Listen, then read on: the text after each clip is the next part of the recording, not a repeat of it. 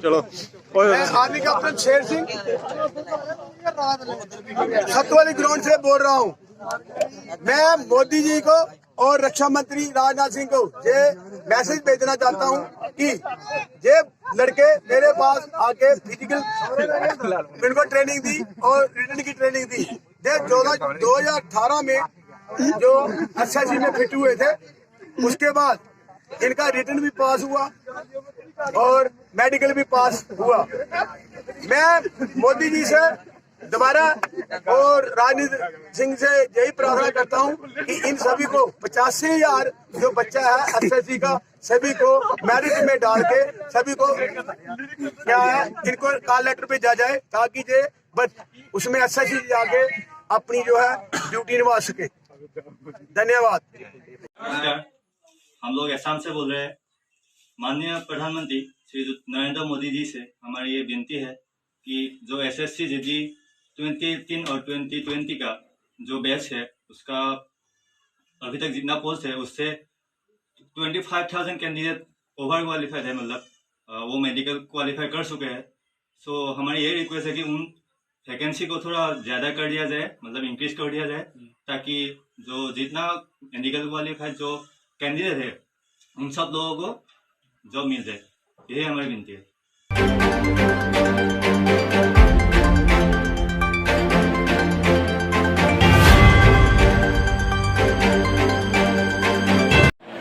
जय हिंद दोस्तों, मैं आपका दोस्त प्रवीण जाधव, एसएससी जीडी 2018 का फिट कैंडिडेट।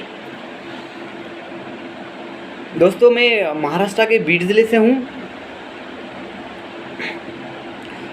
दोस्तों मैं आपसे ये कहना चाहता हूँ कि देश के बहुत ऐसे चैनल है जो देश के नंबर 1 चैनल होने का दावा करते हैं, लेकिन शर्म की बात यह है कि देश के युवाओं की मन की बात यहाँ पे कोई भी नहीं करता।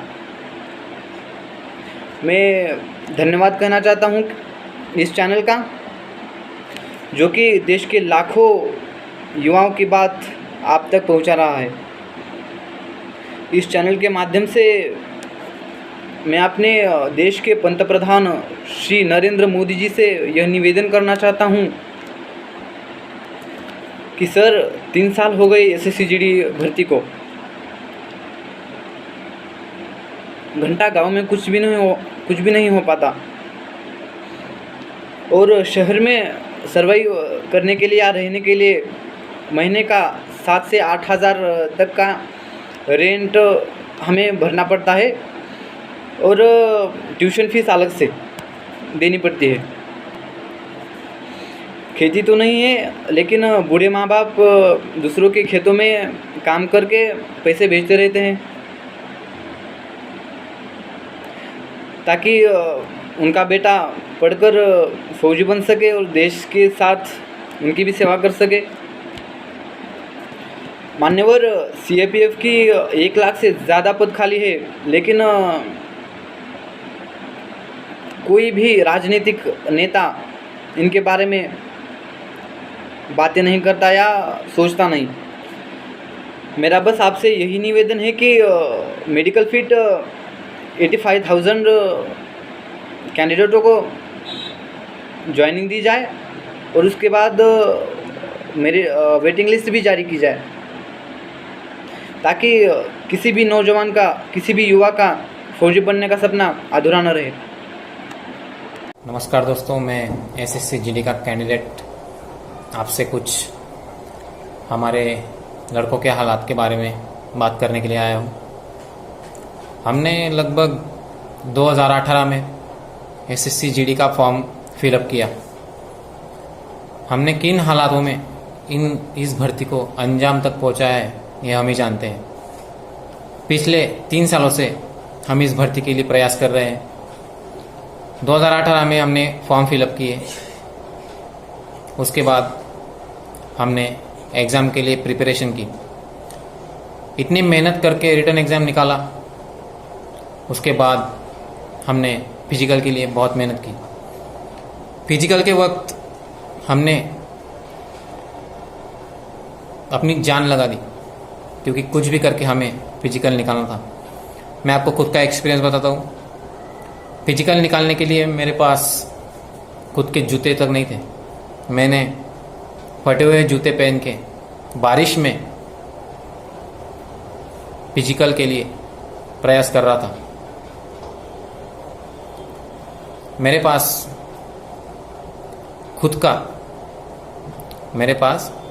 खुद का साइकिल तक नहीं था ग्राउंड पर जाने के लिए। मैं पैदल जाता था क्योंकि मुझे विश्वास था कि मैं फिजिकल निकाल लूँगा, और मैंने निकाला। मैंने बहुत मेहनत की, यहाँ तक कि मेरा पैर तक डैमेज हो गया था, तब भी मैंने प्रयास करना नहीं छोड़ा। उसके बाद मेडिकल था।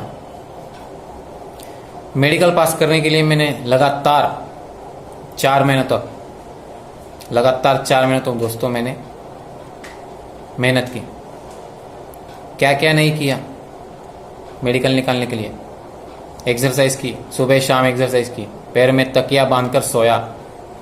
रात को 3 बजे नींद खुल जाती थी ये सोच के कि मेडिकल पास होऊंगा कि नहीं होऊंगा। तकिया बांधकर रखता था पैरों में क्योंकि मुझे थोड़ा बहुत नौकनी का लग रहा था, इसलिए मैं रात भर पैरों में तकिया बांधकर सोता था। वो तकिया बांधने से मुझे बहुत तकलीफ होती थी, बार बार नींद खुल जाती थी। तब भी मैं सोचता था कि मुझे कुछ भी करके इस देश की सेवा करने के लिए सैनिक बनना है। मेहनत करने के बाद मेडिकल पास किया। इसी दौरान इस भर्ती को मेडिकल पास करते करते 2 साल से ऊपर हो गए। मैं जनवरी में मेडिकल पास हुआ 22-21 तारीख को, और अभी तक अपना रिजल्ट नहीं आया। क्या मजबूरी है सरकार की, क्या मजबूरी है एसएससी की, क्या मजबूरी है उनकी जो हमारी भर्ती कंप्लीट नहीं करा पा रहे हैं। देखिए, हम बहुत मेहनत कर रहे हैं देश की सेवा करने के लिए। हमने लगातार 3 साल मेहनत की है और उसका फल हमें मिलना ही चाहिए। अभी बहुत से लड़के एजबार हो गए इन 3 सालों में, तो अगली भर्ती में उनको पार्टिसिपेट नहीं करते आएगा। तो मेरी आपसे अपील है कि आप सीट इंक्रीज करवा दीजिए। वैसे भी 1 लाख से ऊपर सीट तो खाली पड़ी है, तो आप इसमें 20-25 हज़ार सीट इंक्रीज करवा दोगे तो आपका कुछ नहीं बिगड़ेगा। गरीब बच्चों को रोजगार मिल जाएगा, उनके घर में खुशियाँ आएंगी। मैंने जो मेहनत की और मेरे दोस्तों ने जो SSCGD के स्टूडेंट है, जो मेडिकल फिट है, उन्होंने जो मेहनत की है 3 सालों में, मैंने वो आपको बता दिया। अभी आपको सोचना है कि आपको क्या करना है। वैसे भी हम 12 नवंबर को शांतिपूर्ण आंदोलन दिल्ली राजघाट पे करने वाले हैं, तो आप सोचिए कि एक लड़के को जवान बनने में कितनी मेहनत लगती है। जय हिंद। मैं SSCGD 2018 का मेडिकल फिट कैंडिडेट हूँ। मैं सरकार से मांग करता हूँ कि SSCGD 2018 भर्ती को लगभग 2.5 साल से ज़्यादा हो गया है। इस कारण से 2/3 स्टूडेंटों या कैंडिडेट की उम्र पूरी हो चुकी है, वह अन्य किसी भर्ती में अप्लाई नहीं कर सकते। इस कारण से उनके पास ये लास्ट चांस है। और गृह मंत्रालय की रिपोर्ट के अनुसार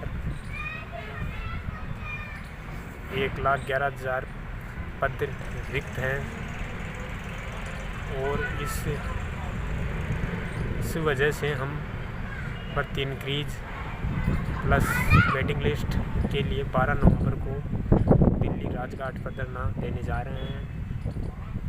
और सरकार से यही मांग है कि 85,000 कैंडिडेट जो कि टोटली मेडिकल फिट है, उन कैंडिडेट को ज्वाइनिंग नियुक्ति पत्र दें। धन्यवाद। मैं SSCGD 2018 का मेडिकल क्वालिफाइड स्टूडेंट हूँ। मैं इस भर्ती के बारे में ये सरकार से कहना चाह रहा हूँ कि सरकार इस भर्ती को दिए हुए करीब 3 साल हो चुका है और इस भर्ती की तरफ कोई उसकी ध्यान नहीं है, क्योंकि बहुत से ऐसे मेरे दोस्त हैं जिनकी इस भर्ती को लेकर उनकी उम्र करीब समाप्त हो गई है और अगले भर्ती में वे शामिल नहीं हो सकते हैं। तो मैं सरकार से ये कहना चाह रहा हूँ कि अधिक से अधिक जितना हो सके सीट इंक्रीज करें, जिससे सभी मेडिकल क्वालिफाइड स्टूडेंट को इसमें देश सेवा करने के लिए मौका मिले और वेटिंग लिस्ट जारी करे। और 12 नवंबर को लेकर मैं रणवीर सिंह ने एक योजना चलाया है जिसमें सीट इंक्रीज को विशेष ध्यान दिया गया है। और उससे मैं ये कहना चाह रहा हूँ कि सभी दोस्तों को 12 नवंबर को जाकर दिल्ली राजघाट में प्रदर्शन करना होगा।